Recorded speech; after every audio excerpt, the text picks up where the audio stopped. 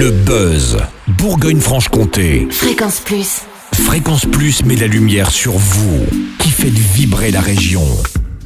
Lumière sur la nouvelle sortie de la maison d'édition associative Les Doigts qui rêvent à Talent, près de Dijon en Côte d'Or. Elle vient de publier une version tactile inclusive à destination des enfants en déficience visuelle de l'ouvrage De la petite taupe qui voulait savoir qui lui avait fait sur la tête.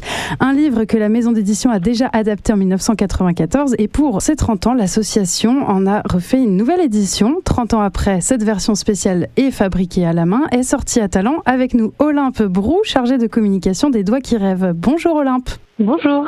Alors pour rappeler à nos auditeurs et auditrices de quoi parle De la petite taupe qui voulait savoir qui lui avait fait sur la tête, eh bien tout est dans le titre. C'est l'histoire d'une taupe qui part à la rencontre de différents animaux pour savoir si l'un d'eux lui a fait caca sur la tête. C'est un récit amusant et poétique, oui.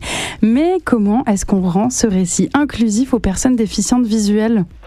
Alors tout d'abord, on va prendre le livre de base et on va essayer de créer des illustrations tactiles avec des textures et des reliefs qui permettent d'explorer les traits des personnages et les éléments de l'histoire, donc pour une lecture plus sensorielle. Également, on va écrire le texte en noir et en très gros caractères. On va imprimer du braille sérigraphié pour cet album en double interlignage.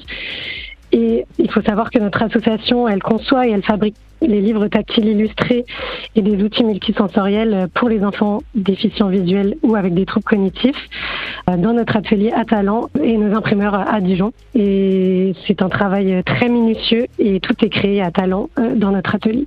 Mais justement, combien de temps pour faire ce livre, tant au niveau de réflexion, le temps de création de chaque élément ou encore de la mise en page, combien de temps pour tout ça ? Alors un album tactile prend entre 5 à 6 heures environ.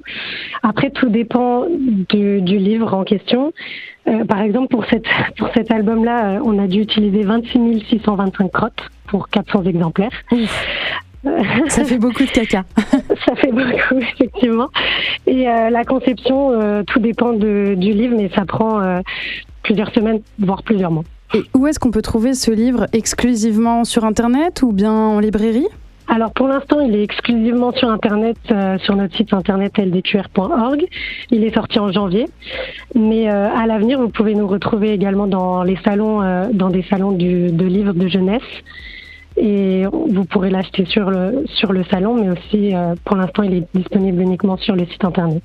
Et vous parliez d'avenir, Olympe, justement, que se passe-t-il en ce moment aux Doigts qui rêvent ou qu'est-ce qui va se passer ? Quelles sont les prochaines publications ? Alors en ce moment on a plein d'autres projets, notamment le livre Caché. C'est un livre en tissu pour les petits enfants, pour la petite enfance. Et on a aussi également la création d'un syllabaire, c'est pour apprendre le braille et apprendre les textures plus simplement, aussi dirigé pour des enfants moins âgés. On va également réadapter le livre Bon voyage petite goutte et on a plein d'autres albums en cours que je ne dévoilerai pas tout de suite pour laisser un peu de suspense. Bien sûr, c'est important. Eh bien, merci Olympe Brou, chargée de communication de la maison d'édition spécialisée dans les livres tactiles à destination des enfants, particulièrement les enfants en déficience visuelle, Les Doigts qui rêvent, à Talent, en Côte d'Or. Je le rappelle, De la petite taupe qui voulait savoir qui lui avait fait sur la tête, c'est le nouvel ouvrage que vous venez de publier et qu'on peut retrouver sur le site ldqr.org. Merci à vous, Fréquence Plus, pour mettre en avant déjà nos jolis projets. Et j'en profite aussi pour dire que nous sommes à la recherche de mécènes privés. Et si vous voulez devenir bénévole dans l'association ou faire un don, n'hésitez pas à nous contacter. Eh bien, pour vous contacter, rendez-vous sur votre site ldqr.org. Merci Olympe Brou. Merci, au revoir. Fréquence Plus, replay. C'était le buzz Bourgogne-Franche-Comté sur Fréquence Plus.